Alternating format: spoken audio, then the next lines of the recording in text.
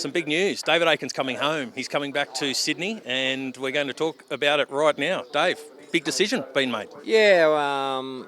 Colleen got off the job at Wollongong, and we've been we've been cutting down for a fair while since I've had a little bit of an illness and that, and it's time. We got both our mothers are still alive and elderly, so we're going to spend a bit more time in Sydney. So so we're going to have a little barn at Menangle. Still have the farm at Avenel, and Josh will be mucking around with a few down there. So just a bit of a life change and slowing down a little bit. So we're really looking forward to.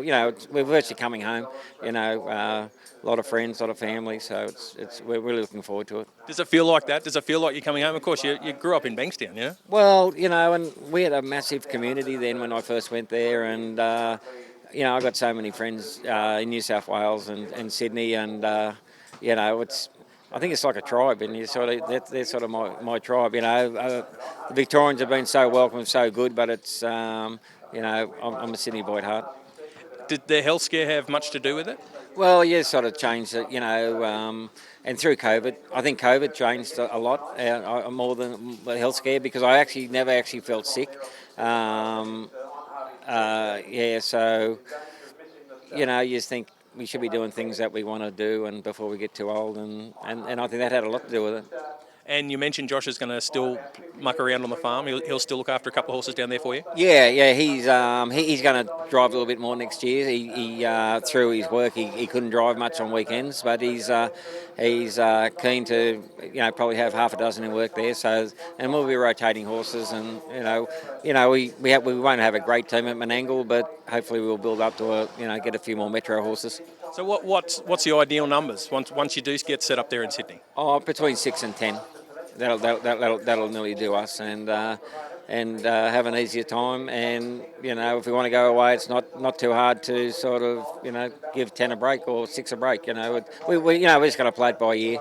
We're really not sure how we're going to go, but we're not going to have a big team. And you mentioned Colleen before. She'd be excited to be getting back to Sydney. Yeah, just wants to spend more time with her mum. She was been sick this year, and at the end of the day, we've been on a farm for 26 years. She's a school teacher from Bankstown, and I think I've nearly killed her on the farm. So she's tapping out. She's done. It's a lot more. To run a business now and to run a farm. Fuel and everything. Everything's so expensive. So it's just like a regroup, regather, and a new chapter. So we're really looking forward to it. And how is your health been? Yeah, no, it's all good. We've still got a few little things to fix up. I feel fantastic in myself, but I've still got a few PSA cells, rogue cells floating around, which I'll have to do radiation later on. But in myself, I'm really good. So very positive, and no one's panicking yet. So yeah, just got to play it by ear and do all the right things. I've seen you doing some promotion of the prostate awareness, but it is important for men. Once they get to that age of 50, that they're getting it checked. Yeah, even early, 45, 50, and I was a bit ignorant. It wasn't for Colleen. Through a friend of ours who went through the same thing, and she suggested I have a blood test, and if it was up to me, I'd be still going, and now I'd be, really in a big bad way, because mine was an aggressive one. And it's just awareness, and it's amazing how many people have come to me before my surgery from harness racing. Really gave me good support, and a lot of people come to me now talking about like Billy Trembath tonight, and Trevor White here has been through the same thing.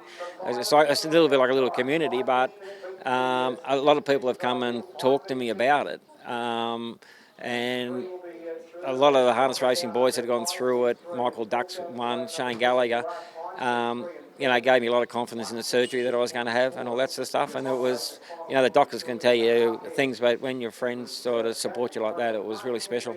That's the good thing about the harness racing industry. You can all be competitors on the track, but off it, you're a pretty close bunch of blokes. Yeah, and we have so many things, especially in Victoria. We have the teal, the breast cancer, the prostate.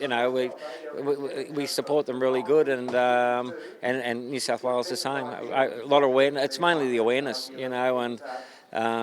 As I said, I was very ignorant, and I'm happy to talk to anyone who wants to come to talk to me about it. Well, mate, it's great to hear that we're going to have you back in Sydney, and we wish you all the best of luck with it. Thanks, Greg. Thank you.